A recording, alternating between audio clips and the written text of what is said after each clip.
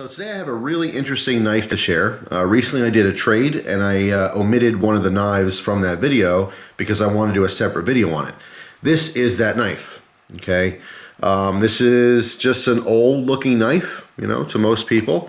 If you look at the shield here, let me zoom in, get some better detail going on here. You can see there's an eagle, and above the eagle it almost looks like it says maybe G5, something along those lines. But as it turns out, it actually says GS. GS standing for Girl Scouts. All right, this is a Girl Scout knife from 1930. Now, when I got this knife, I kind of recognized this symbol, but I did not know what from, and it was killing me. I literally took 3 or 4 hours looking through things, trying to look it up online, and it dawned on me that I saw this emblem or this symbol in a book. Now, I have an extensive book collection, specifically for knives, but all my hobbies. I don't really like collecting like storybooks. I don't read a lot of storybooks, to be honest. I love reading, you know, factual hobby books or hobby-related books. So I like learning about subjects that, you know, things I collect and things that interest me, right? So after looking hours upon hours, I finally found this. This is a book that I got, I believe, at a church sale. Possibly a flea market, don't even remember, got this a couple years back. This is a Girl Scout handbook from 1929.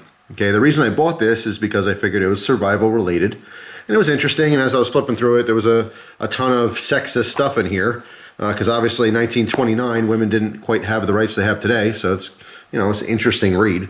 But right on the back, you can see the same emblem. All right, so that is what this shield is. It's the same emblem. It's the official Girl Scout emblem, okay? Now, what's interesting, too, is the dates. Obviously, this one is from 1929, all right? Presumably owned by a Girl Scout. I was in Boy Scouts, and of course, we get a handbook when you join. So you see copyright 1920, but this one's from 1929, this printing. All right, so 1929 Girl Scout book, 1930 Girl Scout knife, official Girl Scout knife. Now, what's kind of cool about this and what stood out is this huge bail. All right, it's just a two-bladed knife. See, there's a little nail nick here. Okay, and then there's also a second little spade blade here.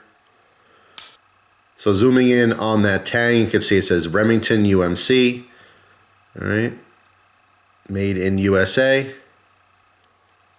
Flipping it over, we could see R4723. All right, so that was the model of this knife. All right, and I believe this is a jigged bone. So another reason why I collect books is for reference. So once I found the Girl Scout book, realized what this knife was, I broke out the Levine Guide to Knives. This is the 4th edition. All right, let's see, what year is this from? Because there are a lot of these. I think I have, I want to say maybe 3 or 4 of these. This one's from 1997. All right, so 1997 edition.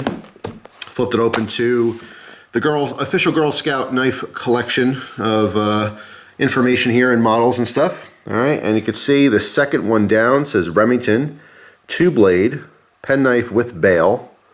All right, R4723. And the value in 1997, according to Bernard Levine, was $300. All right, now this specific value was for obviously a mint condition unused knife. Okay, this one is obviously used. It's not mint condition or anything, but it certainly has value. To me, it has historical value. I think it's really, really cool. So it's a really interesting find. In fact, I'm going to keep this knife with this handbook, so they go, you know, side by side. If I were ever to sell this, they would just go together. I think it'd be a really interesting piece for someone's collection. So yeah, I mean, when you see these old knives, like I said, more times than not, there's not a whole lot of value. Kind of depends on the brand, kind of depends on specifically what model, and it always depends on the condition, okay? More times than not, when you find these old knives, they're rusted shut, there's handle pieces missing and stuff. I mean, you know, 1930, think about that. That is 89 years old. It's an 89-year-old knife. All right. So this condition to me is actually pretty amazing.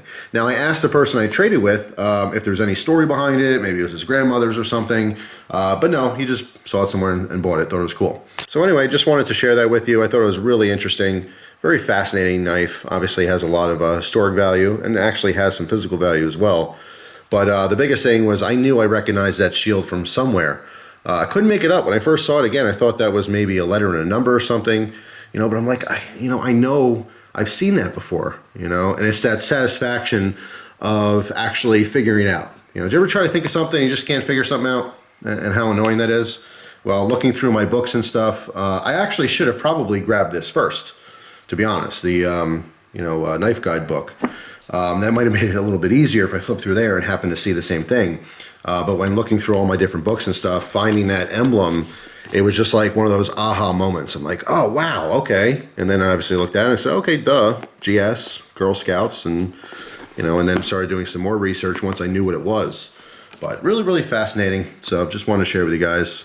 So that's pretty much it. Also, this bail, if you didn't know, a bail on these old knives, specifically for this Girl Scout knife, and you'll see it on a lot of Boy Scout knives. In fact, my original Boy Scout knife also had a bail, and it literally is to hold a lanyard. Okay, in more cases than not, you'd have a rope or twine or some kind of cordage, and you'd have this attached to your pants or maybe your vest or something like that, so you don't lose your knife. A knife is an extremely important tool, especially to a Girl Scout or a Boy Scout. And when you're doing very active things out in the wilderness, doing things in the woods, and maybe chopping wood, or maybe you're out fishing in a canoe or something like that. If you drop your knife, you don't want to lose it. Okay, so if it's just hanging there, attached to your body somehow, or part of your gear or your pack or whatever, it's just a really advantageous thing to have. So that's what that is. It's a knife bail. Actually, I will be right back because this is a great opportunity to show you my Boy Scout knife. All right, so I found it. This is my original Boy Scout knife. I was in the Scouts for a number of years, and I did have a number of different knives, but this is the first one I ever bought, and it's one I always kept. Originally, it did not have this little lanyard on it, but the reason I wanted to break it out is, again, to show you this bail. Okay. So yeah, I mean, I was probably 11 or 12 when I got this. I was in Cub Scouts before Boy Scouts, but I don't think I had a knife in Cub Scouts, from what I can recall. I remember it was a huge deal. I had to get my whittling chip card, and that was basically a safety course you had to take and remember things in order to be able to carry a knife, and that was huge. Back then, that was like having my license. It was the coolest thing. I really wish I had that. That was my first official step into safely owning knives, I suppose. But anyway, this one is an Imperial brand.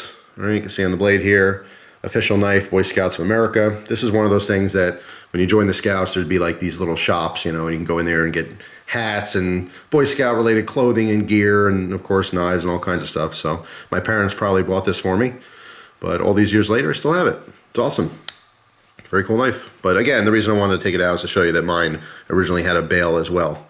And I don't really remember if I had some kind of a lanyard on it or if it was actually attached to my pants or something like that. Don't really recall. More than likely, it was probably just in my pocket, to be honest.